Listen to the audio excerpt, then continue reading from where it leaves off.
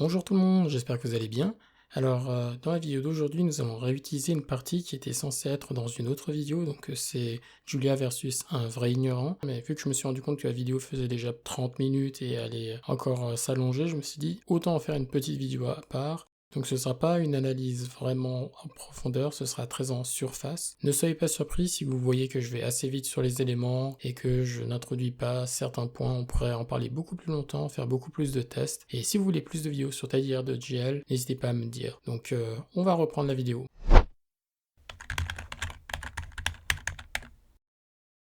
Et avant de commencer la vidéo, si c'est la première fois que vous venez sur cette chaîne, sachez qu'on fait des tutoriels en statistiques et en programmation. Si vous aimez ce qu'on fait, n'hésitez pas à liker la vidéo et à vous abonner. Ça aide la chaîne à grandir et ça nous encourage beaucoup. On reprend la vidéo. Donc on va parler de tidyr.jl qui est en fait la traduction des packages du tidyverse dans Julia. Franchement, c'est une des choses qui m'ont le plus inspiré à aller dans Julia. Donc ici on a le tidyr Julia Data qui est une version de dplyr, vous avez une version de ggplot, une version de dbplyr, une version de readr, il me semble que c'est comme ça que ça s'appelle, vous avez une version de forcats, vous avez une autre de lubridate, vous avez une autre de stringr, vous en avez une autre de tidytext, donc super intéressant, ils aient fait tidytext, et vous en avez aussi une autre de rvest, donc pour le web scrapping, et ici pour le text mining, donc franchement, je vous recommande d'aller jeter un petit coup d'œil, il y a énormément de choses assez sympas, donc ici il va vous montrer comment l'installer, donc on va pouvoir installer notre premier package dans Julia, donc on va copier ça, donc dans REPL vous pouvez utiliser ce signe là, donc la fin de cette accolade là. En faisant ça, vous passez au mode package et il vous suffit de faire add tidyr. Et donc normalement il devrait vous installer tous les packages, donc on va attendre un moment parce que ça va prendre un petit bout de temps. Je me suis dit que pour la fin de cette vidéo, plutôt que de faire des exemples en utilisant le tidyr, on va simplement regarder du code tidyr, donc simplement on va retourner sur le site et voir en fait comment ça fonctionne. Donc Simple Data Analysis, donc pour charger les packages qu'on a installés dans Julia, il vous suffit simplement d'utiliser using ensuite le nom du package. Donc ici en faisant tidyr, ce que vous faites c'est que vous lancez tidyr data, tidyr plot, etc.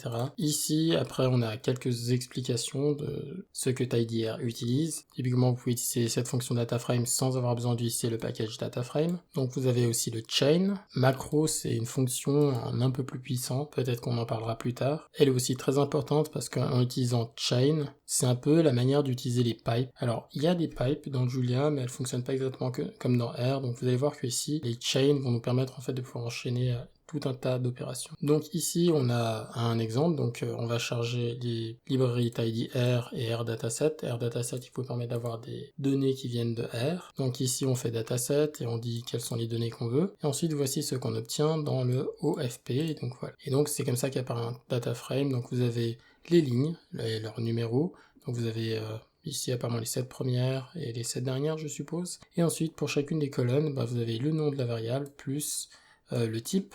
Ensuite la première chose qu'on fait généralement avec R, et surtout avec dplyr, c'est qu'on utilise un glimpse pour voir les variables, donc il va nous les mettre cette fois-ci en ligne, donc il y aura le nom de la variable, son type, et toutes les premières valeurs. Ici, il va nous dire aussi nombre de lignes, de colonnes, etc. On connaît. Alors notez que ici, ce sera utilisé comme une macro, donc les macros sont des fonctions spéciales, comme on l'a dit avant. Et en fait, toutes les fonctions qui vont s'appliquer directement à DataFrame auront cette macro, donc gardez ça en tête simplement. Mais sinon, lorsque ce sera une fonction qui ne travaille pas directement sur le dataframe, mais par exemple sur l'une des variables du dataframe, vous pouvez utiliser les fonctions normales. Donc il y a aussi une autre fonction que j'aime beaucoup qui vient du package janitor dans R, qui est de base dans le tidyr, ce qui est plutôt cool. On va nettoyer les noms de sorte à ce que ce soit des noms standards. Et je suis assez content d'avoir un peu contribué à cette fonction parce que au moment de leur création, j'avais testé la fonction, j'avais trouvé qu'il manquait 2-3 petites choses dedans et j'ai juste fait la demande pour savoir si on pouvait les ajouter et ils ont été super rapides, ils ont ajouté les éléments en moins de 24 heures, donc franchement, ce qui m'encourage beaucoup à continuer à utiliser ce package parce que les créateurs sont super sympas et ils répondent à tout ce que vous leur demandez. Ensuite ici, si vous êtes habitué au tidyverse, vous voyez que vous avez des éléments comme group by, summarize qui existent. Donc la manière dont ils fonctionnent dans R, donc ici on commence par une chain, et on peut sauter des lignes, ici ils n'ont pas sauté des lignes, pour une raison qui m'échappe, mais si vous voulez sauter les lignes, on va faire ça rapidement. Vous obtenez quelque chose qui ressemble déjà un peu plus à du tidyverse. Et donc ici, ce sont des exemples que vous pouvez aller regarder. Donc voilà, il vous montre comment les faire cette fois-ci sur plusieurs lignes. Ah voilà, et donc là cette fois-ci il faut avoir begin, donc après le chain il faut mettre begin, puis mettre un end ici. Bon après, ici c'est pas obligatoire, mais c'est bien de les indenter, comme ça au moins vous avez tout ensemble.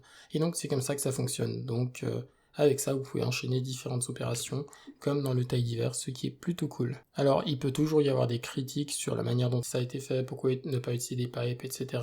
Mais je pense que leur but principal, ça a été d'abord de reprendre la familiarité que les utilisateurs avaient avec le dplyr, mais aussi tous les packages qui viennent du taille divers. Mais on va s'arrêter là pour aujourd'hui. Je vous remercie d'avoir suivi jusqu'à maintenant, j'espère que vous avez appris autant de choses que j'ai appris moi-même. Si vous avez apprécié le contenu de cette vidéo, n'hésitez pas à la liker, la partager. Si vous avez des questions, mettez-les en commentaire, comme ça on peut y répondre. N'hésitez surtout pas à nous dire si vous voulez plus de vidéos sur Julia. Moi ça me ferait plaisir d'en faire davantage au fur et à mesure que je découvre le langage. Mais assez parlé, on se revoit dans des prochaines vidéos, donc portez-vous bien et à bientôt.